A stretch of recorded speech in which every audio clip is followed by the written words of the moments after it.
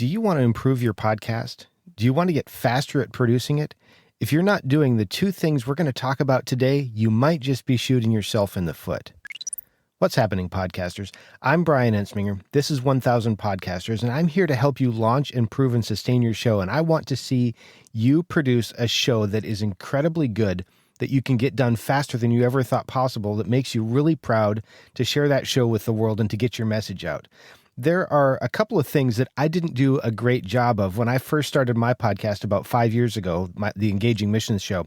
But since I've started doing these things, I've gotten better and I've gotten faster. Now, I do want to say that over the course of the 5 years or so, I did get some training and I've had feedback from people, but these two keys continue to be foundational to me continuing to improve my show and also getting faster at it. When I first started producing the show, I was short on time. I knew that I didn't have a lot of time to produce the show.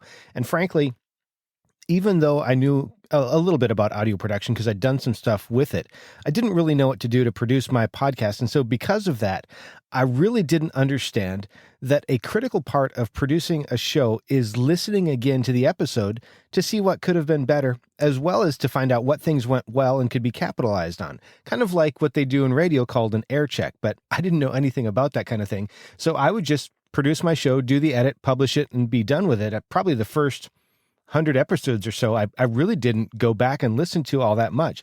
But that's the first key.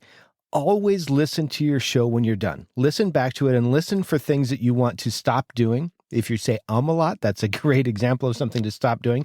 Listen for things that you want to start doing. Maybe you want to start using a different format. Listen for things that you want to continue that you think work really well, and listen for things that you'd like to improve.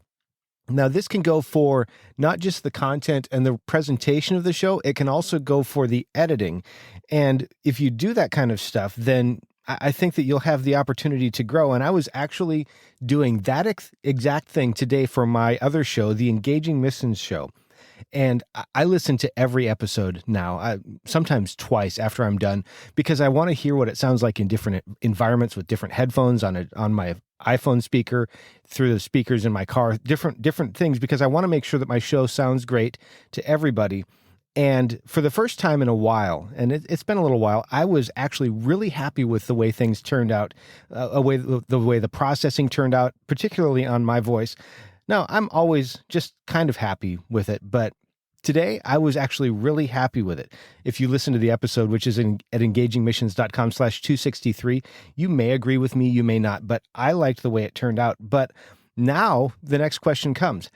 How can I make sure that I can deliver the same kind of results next time so that when I'm making that, I don't have to wonder if I'm going to turn something out that's at least as good as where I started or at least pretty close to that because of that. So when I get home, I'm going to do something else that will help me repeat what I did today and also get faster. This is key number 2. I'm going to go home and edit my episode template, the template that I use for my show, to update my plugin presets so that all of the settings that I used this time will be in place the next time I start, so that even if I don't end up using exactly the same settings, I'll be starting closer to what worked out as ideal this time so that I can get started faster. And you can do that same thing too. If you don't have an episode template for your show, I would highly encourage you to do that, whether you're working in GarageBand or Audacity or Hindenburg like I do, or Reaper or any number of programs. Find a way to create a template, whether it's a formal template or whether you're just saving a session file that you then copy and make a new session into. However you do that, make one today. Having all of your stuff in the same place when you're starting out will make an incredible difference in how quickly you can produce your show. Then, once you find what you like, make sure that you also have all of your plugins set for some kind of preset. If there's a starting point that you're currently using, set those. And then every time you start, you don't have to try to dial everything in at the very beginning. You can just start with where the starting point is. And then you can make tweaks there.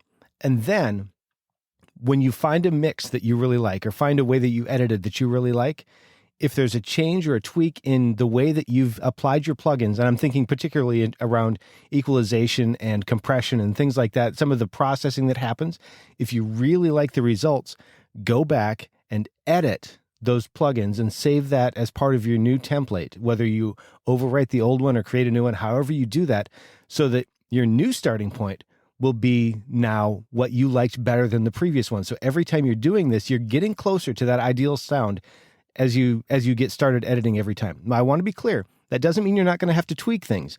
Voices change over time. They change throughout the day. They change based on the weather and how you're feeling, how tired you are, whether you're having sinus problems because of allergies. Any number of things will change the way your voice sounds. But if you have that as a starting point, you won't have to work as hard to get closer to what you wanted. And then because you're reviewing every time, you're going to continue to get better. You're going to have some times that you like it a little bit more than the previous time. You're going to have sometimes you don't like it quite as much. But as you continue to do that, you're going to continue to up-level your game and up-level your podcast production every single time. And looking back over the time horizon, even though there might be some ups and downs, the overall trajectory is always going to be toward the better. And then because you're using templates and presets, you're going to get faster and have more consistent results every time. By doing this, not only will you create a great show, but you may also get some of your life back, some of that time back that you used to spend trying to tweak every last thing in. So you'll get some of that time back, maybe to take vacations or spend time with your kids, or maybe go out to dinner, or as a podcaster, maybe get a little bit of sleep. I don't know about you, but I could use some more of that. And you might actually start to enjoy your life just a little bit more.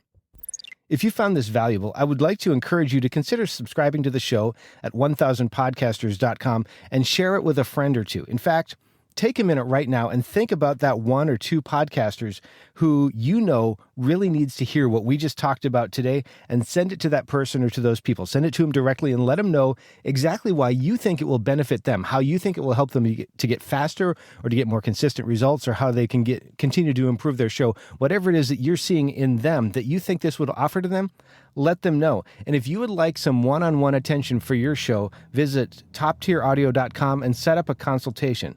Thanks again. Now go out there and make a great podcast.